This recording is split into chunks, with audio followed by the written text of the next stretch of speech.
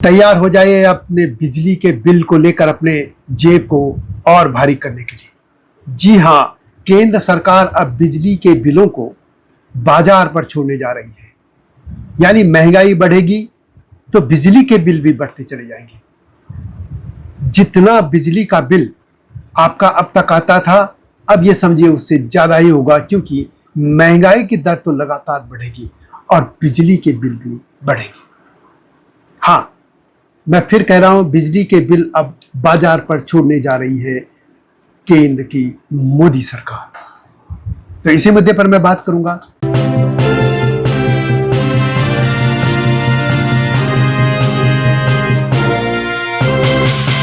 नमस्कार, स्वागत है आपका मेरे सत्यमेव जयते चैनल में। और मैं हूं भारत की राजधानी नई दिल्ली से डॉक्टर हरीशचंद्र लखेड़ा। बिजली के बिलों को लेकर आमतौर पर सभी लोग ये चाहते हैं कि कम से कम आए, और हालांकि वो चाहते हैं कि खर्च खूब करे, वो एसी भी लगाए, सब कुछ। लेकिन क्या, ये मनुष्य का स्वभाव है। लेकिन अब ऐसे नहीं होने वाला है। दिल्ली में जैसे अरविंद केजरीवाल सरकार ने 200 यूनिट तक, या ये समझिए कि गरीब लोगों के जितने बिल थे वो लगभग माफ हो जाते थे, तक 200 यूनिट तक माफ कर दिया था और लंबे समय तक बिजली की बिल बढ़े भी नहीं। इससे कम से कम दिल्ली वाले राहत महसूस करते थे।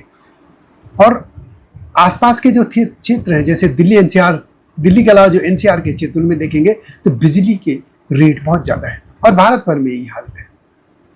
लेकिन कई जगह अरविंद केजरीवाल की देखा देखी करके फिर यही हालत हो गई थी। कई राज्यों ने बिजली के इसी तरह के कुछ यूनिट मुफ्त देने की ऐलान किया था, दे भी रहे। अब इससे क्या हुआ, उल्टा हो गया। तमाम डिस्कॉम यानी जो वितरण से संबंधित कंपनियां थी या जो भी एजेंसियां थी, वो घाटे में चलने लगी। तो चलिए पूरे विस्तार से बात करते हैं। आपको याद होगा कि पहले पूरे भारत में बिजली के लिए सरकारी विभाग ही जिम्मेदार होते थे। यानी वे उत्पादन भी करते थे, प्रोडक्शन भी करते थे।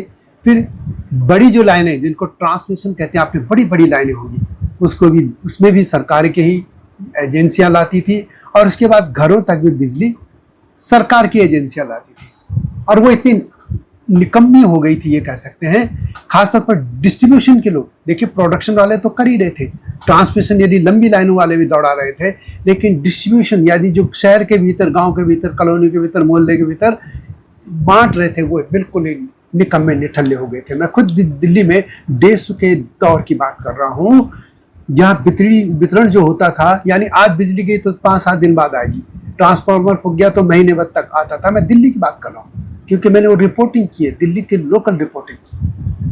लेकिन जब दिल्ली में ही, जब ये फिर ये कह सकते हैं कि पहले 2003 में केंद्र में अटल बिहारी वाजपेयी सरकार थी और सुरेश प्रभु बिजली मंत्री थे। वो एक सुधार लाए थे, रिफॉर्म, पावर सेक्टर में रिफॉर्म लाए थे, कानून बना था। और उसके बाद ये हुआ था कि पूरा, पहले सबको कहा बिजली बोर्ड बनाओ, फिर बिजली बोर्ड बने, फिर इन 3 डिपार्टमेंट पे तोड़ दिया गया इनको। यानी प्रोडक्शन बिल्कुल अलग कर दिया गया, ट्रांसमिशन यानी जो बड़ी बड़ी लाइनें हैं एक राज्य से दूसरी जगह, या बिजली घरों थे मेन जहां डिस्ट्रीब्यूशन है वहां तक ले जाना, ये तमाम अलग कर दिया गया। और जो डिस्ट्रीब्यूशन था उसको अलग कंपनी बना दी गई, प्राइवेट सेक्टर को दे दिया गया। फिर कई जगह, जैसे दिल्ली में प्राइवेट सेक्टर है, अच्छा चल रहा था। तब 27% तक टीएनडी लॉस था। टीएनडी लॉस उसको कहते हैं, जो तारों पर बिजली चलती है, वो एक तो उसमें होता है, 2-3% तो वो गर्मी होगा, घर्षण होगा, कई चीजों से खत्म होती है। लेकिन डिस्ट्रीब्यूशन लॉस कई राज्यों में तो बहुत ज्यादा था, 50-50% तक था। कई जगह कम था, तो वो 27% एवरेज हो जाता था। यानी बिजली गई, उसमें बिल नहीं आते थे, चोरी हो जाती थी, मीटर रीडिंग गलत थी, कई तरह के काम थे। बड़े बड़े कारखानों में केबल लगा देते थे बिजली वाले मिला के, अब मुफ्त में बिजली जाती थी बड़े बड़े कारखानों को, और उससे पैसा उनके पास जाता था। जो लाइनमैन, बिजली वाले डिपार्टमेंट, इंजीनियर सब शामिल थे, और सरकार को नहीं आता था। तो खैर कंपनियां बनी, ये सब बंद हो गया। लेकिन फिर क्या हुआ, लगता था कि रिफॉर्म से फायदा होगा, लेकिन दिल्ली में आ गया अरविंद केजरीवाल का उदय हुआ। क्योंकि उससे पहले भी किसान, खासतौर पर तमिलनाडु और पंजाब में तो बर्बाद कर रखा था किसानों को मुफ्त बिजली देने के नाम पे। वो पूछे मत कितनी बिजली गड़बड़ होती थी। ये पुरानी बात है। फिर केजरीवाल साहब आए। केजरीवाल साहब ने दिल्ली में मुफ्त बिजली की बात कर दी। उनकी देखा देखी कई राज्यों में हो गया। आप देखिए लगभग हर राज्य में ऐसा कुछ हो गया, इतना देंगे वो देंगे, मुफ्तखोरी होने लगे। लेकिन यदि मैं आपको बताऊं TNDs कितना हो गया इस समय, जो पूरा आप मानेंगे तो 7.26 लाख करोड़, फिर कह रहा हूं मैं 7.26 लाख करोड़ रुपया इस समय बिजली विभागों पर, यानी जो भी प्रोडक्शन हो या जो भी हो डिस्ट्रीब्यूशन हो, उन पर या तो उन पर बकाया है, उनका पैसा नहीं आ रहा, या उन पर कर्ज है। कर्ज का मतलब यह है कि उन्होंने कोई नई प्लांट लगा दिया, उसमें भी कर्ज। इतना लाख है, इतना कैसे हो गया? ये सब इसी कारण से हो रहा। अब सरकार ने एक नई नेशनल इलेक्ट्रिसिटी पॉलिसी ला रही है, इसका नाम है NEP 2026। इसको इन्होंने 2-3 महीने पहले ऑनलाइन किया था सरकार से, या सरकार ने लोगों से राय मांगी थी, आप बताओ।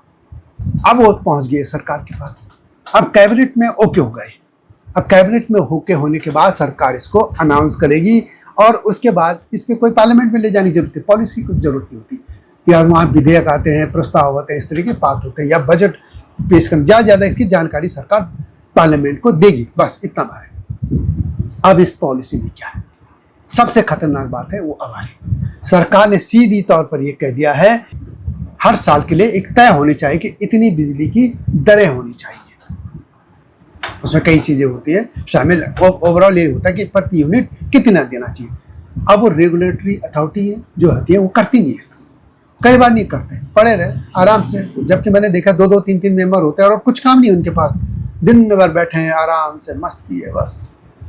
कई बार सरकारें भी नहीं करती, करवाती, क्योंकि चुनाव लड़ना है तो नहीं बढ़ेगा, चुनाव लड़ना आपको तो नहीं करना। चुनाव होते रहते हैं, कभी पार्लियामेंट के हो रहे हैं, कभी विधानसभा के हो रहे हैं, कभी नगर निकाय के हो रहे हैं, गाँव के इलाकों में पंचायतों के हो रहे हैं, तो चुनाव हो रहे हैं, तो उस समय बिजली के नहीं करते, ये सब नहीं कराते इनसे। अब क्या कर दिया सरकार ने? सरकार ने कहा कि हर एक साल के लिए होगा कि यदि नियामक आयोग यानी जो रेगुलेटरी अथॉरिटीज हैं, यदि वो समय पर टैरिफ तय नहीं करेंगी राज्यों का, हर राज्य कर गए, तो फिर ये मार्केट रेट से बढ़ेंगे। और यही चीज उनका भी होगा।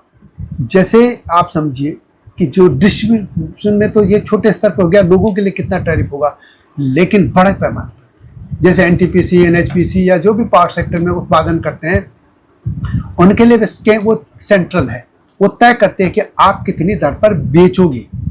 यदि वो भी नहीं करेगी तो फिर जो NTPC, NHPC जो भी है, उनका जो बिजली किस स्तर पे बेचेंगे, फिर वो कंपनियों को, स्टेट को, वो मार्केट तय करेगा। और मार्केट में क्या है कि जितनी महंगाई की दर बढ़ेगी, महंगाई की दर, इन्फ्लेशन इंडेक्स या रेट जो भी है, इन्फ्लेशन यानी महंगाई की दर जिस हिसाब से बढ़ेगी, बिजली का बिल भी उसी हिसाब से बढ़ेगा। तो अब क्या होगा कि सरकारें जो चाहेंगी कि क्यों चुनाव भी दूर है, तो वो मार्केट पे छोड़ देंगी। अब मार्केट की रेट, आप जानते हैं महंगाई तो बढ़ती रहती है। कभी पेट्रोल, अब जो हार्मोस जो कांड हो रहा है, ये ईरान अमेरिका युद्ध हो रहा है, उससे महंगाई तो बड़ी तेज बढ़ेगी। कभी मंदी आ जाती है, कहीं कुछ हो जाता है, तो उसे बिजली के भी बढ़ेंगे। तो अब तैयार हो जाइए अपनी जेब को और ढीली करने के लिए। बिजली को लेकर सरकार नई पॉलिसी ला रही है, ये कभी भी कैबिनेट में ओके हो सकता है, सब तैयार है। और इसके बाद आपके बिजली की दाम, यदि स्टेट गवर्नमेंट की रेगुलेटरी अथॉरिटी टाइम पर टैरिफ तय न करती है, तो आपके बिजली के बिल मार्केट तय करेगा। मार्केट में जिस तरीके से महंगाई की दर बढ़ेगी, इन्फ्लेशन रेट बढ़ेगा, उसी हिसाब से आपके बिजली के दाम बढ़ेंगे। तैयार हो जाइए। इस मुद्दे पर अपने विचार जरूर कमेंट बॉक्स में लिखिएगा कि बिजली को लेकर क्या किया जाना चाहिए। तो जल्दी आऊंगा इस तरह के मुद्दों के साथ, तब तक नमस्कार। लेकिन चैनल को सब्सक्राइब करना न भूलना, और मेरे हिमालय लोग यूट्यूब चैनल को देखिएगा, ये आपसे अनुरोध है। हिमालय पे पेड़ हो तो गीत गाएंगी नदियाँ, गीत गाएंगी नदियाँ। पेड़ों पे चिड़िया है तो गीत गाएंगी नदियाँ, पेड़ों पे चिड़िया है तो गीत गाएंगी नदियाँ। माँ की लोरी जैसे होते हैं नदियों के गीत।